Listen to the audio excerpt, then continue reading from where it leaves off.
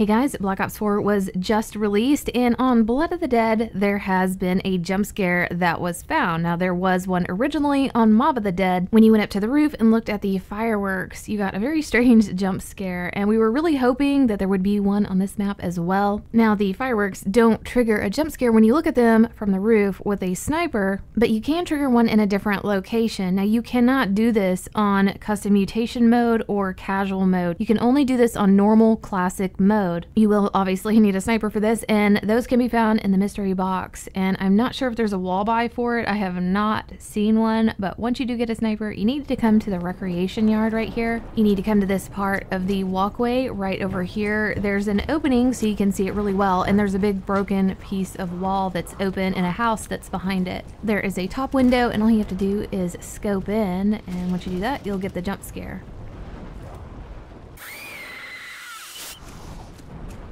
And as you can see, it's the Shadow Man in his evil Nyarlathotep Cthulian form. Here's a still shot of what that looks like, and this version of him in Black Ops 4 looks way more realistic. Now, I'm sure this is just art for him and not how he's gonna actually look in the game if we do actually encounter him. This jump scare clearly indicates that the Shadow Man is still very much a part of the Ether story, and we might be encountering him even more on Blood of the Dead. Here's a look at him from Black Ops 3, and you can see how different this style for him is. He's very purpley and very cartoony looking on Black Ops 3, and BO4, yeah, much more menacing and evil looking and more realistic. But I hope you guys enjoyed this, and we'll see you next video. Thank you for watching Glitching Queen's video. Hoorah!